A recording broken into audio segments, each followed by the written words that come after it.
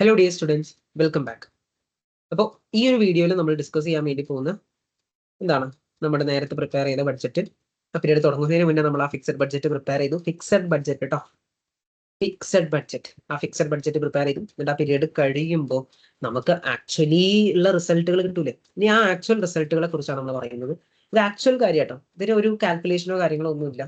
Just what actually occurred, എന്താണ് cost ആണെങ്കിൽ എന്താണ് ആക്ച്വലി ഇൻകർ ആയത്, റവന്യൂ ആണെങ്കിൽ എന്താണ് ആക്ച്വലി കിട്ടിയത്, എത്ര യൂണിറ്റ്സ് ആണ് വിറ്റത്, എത്ര യൂണിറ്റ്സ് ആണ് പ്രൊഡ്യൂസ് ചെയ്തത്, എത്രയാണ് മെറ്റീരിയൽ കോസ്റ്റ് വന്നത്, എത്രയാണ് ലേബർ കോസ്റ്റ് വന്നത്, എത്രയാണ് വേരിയബിൾ ഓവർഹെഡ് വന്നത്, എത്രയാണ് ഫിക്സഡ് ഓവർഹെഡ് വന്നത് എന്ന് പറയുന്ന ആക്ച്വൽ റിസൾട്ടുകളാണ് നമ്മളിവിടെ സമ്മറൈസ് ചെയ്യാൻ വേണ്ടി പോകുന്നത്.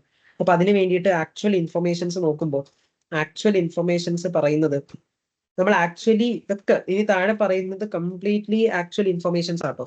ആ ആക്ച്വൽ ഇൻഫർമേഷൻസിൽ ആദ്യം പ്രൊഡക്ഷൻ വോളിയം, ആക്ച്വലി എത്ര യൂണിറ്റ്സ് ആണ് പ്രൊഡ്യൂസ് ചെയ്തത്? 56,000 യൂണിറ്റ്സ്. അപ്പൊ അത് ബഡ്ജറ്റഡ് യൂണിറ്റ്സ് അല്ലല്ലോ, ബഡ്ജറ്റ് ചെയ്ത് 55,000 അല്ലേ. എന്തുകൊണ്ട് ആക്ച്വൽ 56,000 ആയി? ബഡ്ജറ്റ് ചെയ്തത് എന്താണോ അത് തന്നെ ആക്ച്വലി ചെയ്യാൻ പാടുള്ളൂ, അങ്ങനെ നിർബന്ധമൊന്നുമില്ലല്ലോ. ആക്ച്വലി എന്താണോ നമ്മൾ പ്രൊഡ്യൂസ് ചെയ്യുന്നത്, ആക്ച്വൽ ഡാറ്റാസ് എന്താണോ എന്നുള്ളത് നമ്മുടെ ആക്ച്വൽ സിനാരിയോസ് വെച്ചിരിക്കും.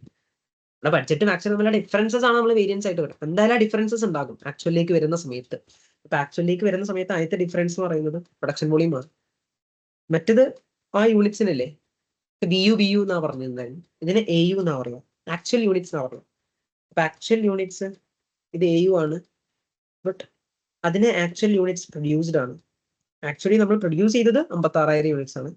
ഇനി 53,000 വരുന്നത് ആക്ച്വൽ യൂണിറ്റ്സ് സോൾഡ് ആണ്. നമ്മൾ 53,000 ആണ് സെയിൽസ് വോളിയം വരുന്നത്. ആക്ച്വൽ സെയിൽസ് വോളിയം വരുന്നത് 53,000 ആണ്. അപ്പൊ എ യു എന്ന് പറയും. ഒന്ന് എ യു പ്രൊഡ്യൂസ്ഡ്, ഒന്ന് എ യു സോൾഡ്. ഓക്കെ. പിന്നെ ആക്ച്വൽ സെല്ലിംഗ് പ്രൈസ്, ആക്ച്വലി എനിക്ക് ഒരു യൂണിറ്റിന് എത്ര സെല്ലിംഗ് പ്രൈസ് കിട്ടിയത്? ഓക്കെ, ഞാൻ സ്റ്റാൻഡേർഡ് പ്രകാരം പറഞ്ഞ സെല്ലിംഗ് പ്രൈസ് 100 ആയിരുന്നു. ബട്ട് ആക്ച്വലി 100 എനിക്ക് വെക്കാൻ പറ്റിയിട്ടില്ല. 95 പെർ യൂണിറ്റ് എനിക്ക് വെക്കാൻ പറ്റിയിട്ടുള്ളൂ. That is actual. ആ ഡിഫറൻസ് ആണത്. ഒരു ഡിഫറൻസ് വന്നിട്ടുണ്ട്, ആ ചേഞ്ച് എന്തായാലും വരും. ആക്ച്വലി എനിക്ക് കിട്ടിയ സെല്ലിംഗ് പ്രൈസ് എത്ര? 95 പെർ യൂണിറ്റ്. സ്റ്റാൻഡേർഡ് സെല്ലിംഗ് പ്രൈസിന് ഞാൻ SSP എന്നല്ല പറഞ്ഞത്, സ്റ്റാൻഡേർഡ് സെല്ലിംഗ് പ്രൈസ് എന്നല്ല പറഞ്ഞത്. സ്റ്റാൻഡേർഡ് പ്രകാരമല്ല എന്റെ സെല്ലിംഗ് പ്രൈസ്. ഇതിന് ഞാൻ ആക്ച്വൽ സെല്ലിംഗ് പ്രൈസ് എന്ന് പറയാം, ASP എന്നാണ് പറയാം. ASP, ആക്ച്വൽ സെല്ലിംഗ് പ്രൈസ് എന്ന് പറയാം. ഓക്കെ, സെല്ലിംഗ് പ്രൈസിന്റെ ഡീറ്റെയിൽസ് പറഞ്ഞിട്ടാണ് ആക്ച്വലി ഉള്ള. ഇനി ആക്ച്വലി റോ മെറ്റീരിയൽസ് ഞാൻ എത്ര വാങ്ങിച്ചു എന്നുള്ള ഡീറ്റെയിൽസ്. വാങ്ങിച്ചു എന്ന് മാത്രമല്ല, raw materials purchased and used, എത്ര വാങ്ങിച്ചു എത്ര യൂസ് ചെയ്തു, അത് എത്രയാ? 110,000 കിലോഗ്രാം ആണ്. 110,000 കിലോഗ്രാം ഓഫ് അത്രയും കിലോഗ്രാം റോ മെറ്റീരിയൽസ് ആണ് ആക്ച്വലി ഞാൻ ആ പീരീഡിൽ വാങ്ങിച്ച് യൂസ് ചെയ്ത്, പർച്ചേസ്ഡ് ആൻഡ് യൂസ്ഡ്. അപ്പൊ അത് ക്വാണ്ടിറ്റി ആണ്, ആക്ച്വൽ ക്വാണ്ടിറ്റി ആണ്. ആക്ച്വൽ ക്വാണ്ടിറ്റി AQ എന്നാണ് പറയാ. ഞാൻ ഈ ലെറ്റേഴ്സ് ഇവിടെ ഒക്കെ പറയുന്നത്, ഈ ലെറ്റേഴ്സ് വെച്ചിട്ടായിരിക്കും ഞാൻ എന്ത് ചെയ്യുന്നത്, നമ്മുടെ ഇക്വേഷൻസ് ഉണ്ടാക്കുന്നത്. ഓക്കെ, ആക്ച്വലി ഞാൻ വാങ്ങിച്ച് യൂസ് ചെയ്ത് എത്രയാണ്. ഇനി ആക്ച്വലി എനിക്ക് വന്ന മെറ്റീരിയൽ കോസ്റ്റ് എത്ര? ഞാൻ 1,10,000 കിലോഗ്രാം വാങ്ങിച്ചില്ലേ, 1,10,000 കിലോഗ്രാം ഞാൻ വാങ്ങിച്ചു.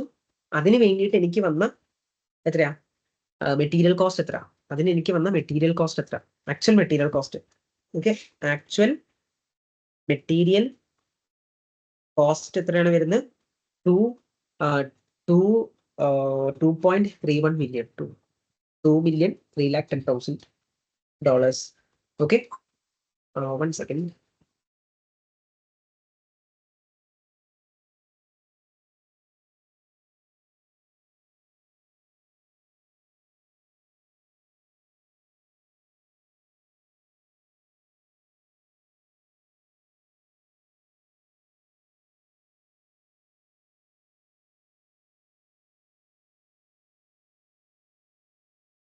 Okay guys, sorry. ആക്ച്വലി എനിക്ക് വന്ന മെറ്റീരിയൽ കോസ്റ്റ് എത്രയാണ്?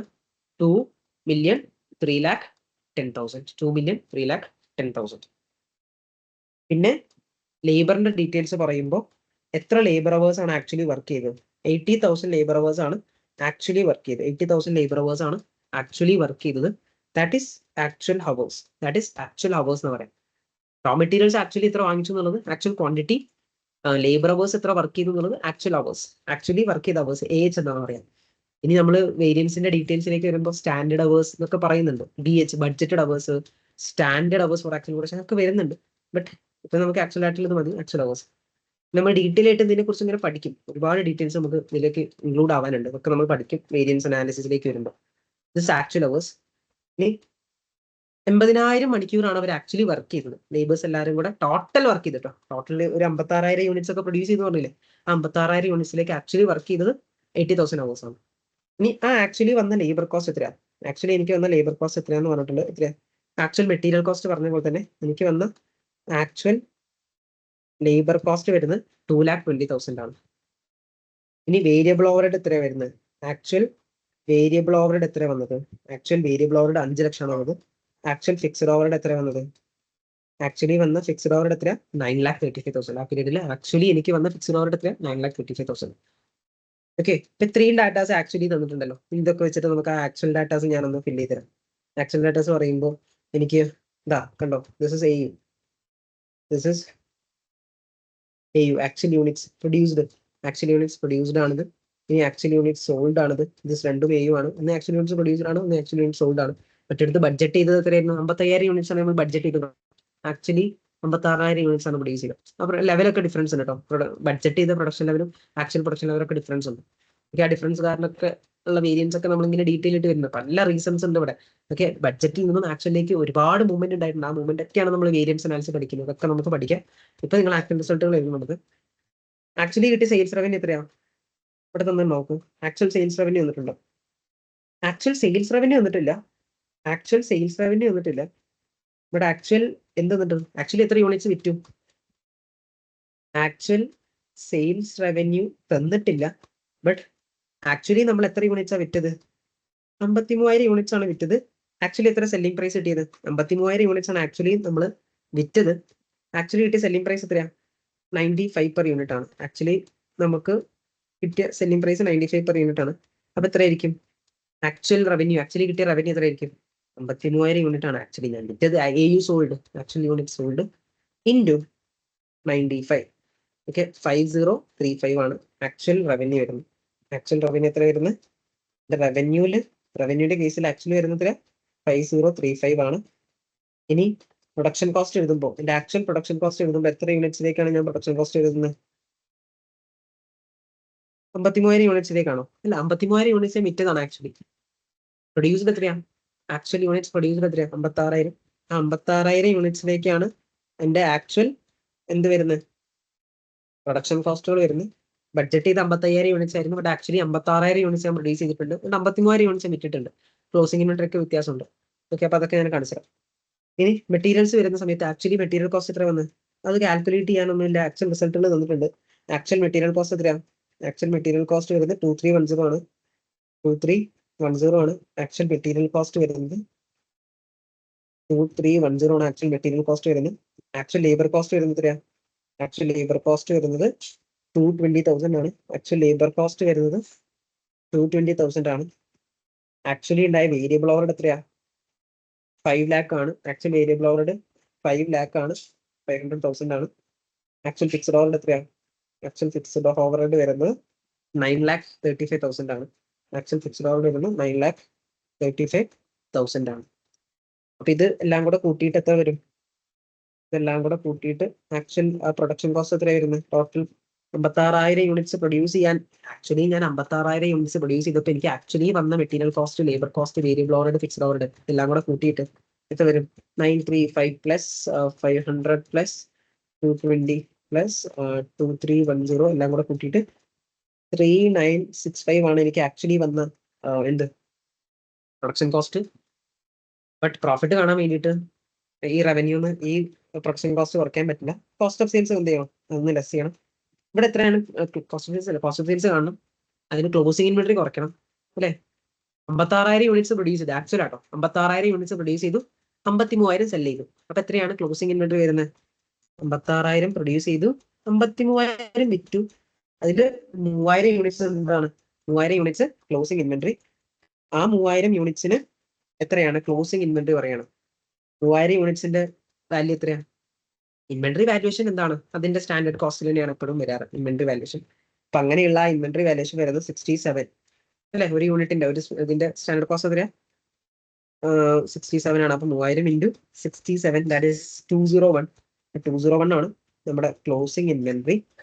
അപ്പോൾ നമ്മുടെ പ്രൊഡക്ഷൻ കോസ്റ്റ് 56,000 യൂണിറ്റ്സിന്റെ കോസ്റ്റ് നിന്ന് ക്ലോസിംഗ് ഇൻവെന്ററി ആയിട്ടുള്ള 3,000 യൂണിറ്റ്സിന്റെ കോസ്റ്റ് നിന്ന് കുറയ്ക്കുന്നു. 56,000 യൂണിറ്റ്സിന്റെ കോസ്റ്റ് 56,000 യൂണിറ്റ്സിന്റെ കോസ്റ്റ് എത്രയാ?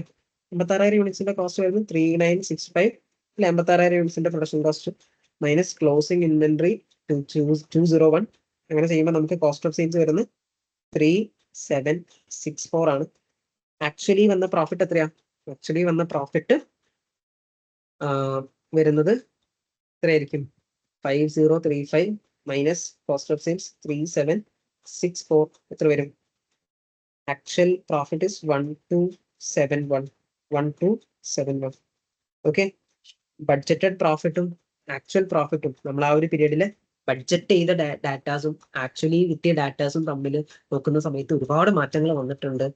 നമ്മുടെ വോളിയം തന്നെ മാറിയിട്ടുണ്ട്. നമ്മൾ ബഡ്ജറ്റ് ചെയ്ത പ്രൊഡക്ഷൻ അല്ല ആക്ച്വലി പ്രൊഡ്യൂസ് ചെയ്ത്, ബഡ്ജറ്റ് ചെയ്ത സെയിൽസ് അല്ല ആക്ച്വലി നമ്മൾ സെൽ ചെയ്തത്. അതുകൊണ്ട് റവന്യൂസ് മാറിയിട്ടുണ്ട്, പ്രൊഡക്ഷൻ കോസ്റ്റ് മാറിയിട്ടുണ്ട്. അപ്പൊ ഈ ബഡ്ജറ്റും ആക്ച്വലും തമ്മിലുള്ള ഡിഫറൻസ് തന്നെയാണ് നമ്മൾ എന്ത് പറയുന്നത്, വേരിയൻസ് എന്ന് പറയുന്നത്. ഇനി ഇത് രണ്ടും കമ്പയർ ചെയ്തിട്ട് എങ്ങനെയാണ് വേരിയൻസ് കാൽക്കുലേറ്റ് ചെയ്യുന്നത്? ഇത് രണ്ടും കമ്പയർ ചെയ്യാൻ പറ്റുമോ? അത് കമ്പയർ ചെയ്യാൻ പറ്റാത്ത സിറ്റുവേഷൻ എന്താണ് ചെയ്യേണ്ടത്? അങ്ങനെയുള്ള ഭയങ്കര ഡീറ്റെയിൽഡ് ആയിട്ടുള്ള കാര്യങ്ങൾ നമുക്ക് ഡീറ്റെയിൽ ആയിട്ട് അനലൈസ് ചെയ്യാനുണ്ട്. അപ്പൊ അതിലേക്കൊക്കെ കടക്കുന്നതിന് മുന്നേ ജസ്റ്റ് നമ്മൾ വെറും ആക്ച്വൽ റിസൾട്ട് മാത്രമേ ചെയ്തിട്ടുള്ളൂ. ഈ ഒരു വീഡിയോയിൽ നമ്മൾ ഇത്ര പറയുന്നുള്ളൂ. ഇനി ഇത് ബേസ് ചെയ്തിട്ട് നമ്മൾ ഇത് കമ്പാരിസണിന്റെ അതൊക്കെ നമ്മൾ നെക്സ്റ്റ് വീഡിയോയിലേക്ക് കടക്കും. ഇത് കമ്പയർ ചെയ്തിട്ട് സിമ്പിൾ വേരിയൻസ് കണ്ടുപിടിക്കുന്നതും അതിന്റെ ഡീറ്റെയിൽ അനാലിസിസ് ഒക്കെയാണ് നമ്മൾ ഇങ്ങനെ വീഡിയോസിലൂടെ പഠിക്കാൻ വേണ്ടി പോകുന്നത്. ഓക്കെ, അപ്പോൾ എന്തെങ്കിലും ഡൗട്ട്സ് ഇവിടെ ഇത്രയും പറഞ്ഞതിനുണ്ടെന്നുണ്ടെങ്കിൽ പെട്ടെന്ന് തന്നെ ഒന്ന് റിവൈസ് ചെയ്യാം. ഓൾസോ നമ്മൾ ക്വിക്ക്ലി നെക്സ്റ്റ് വീഡിയോയിലേക്ക് ഞങ്ങൾ മൂവ് ചെയ്യും.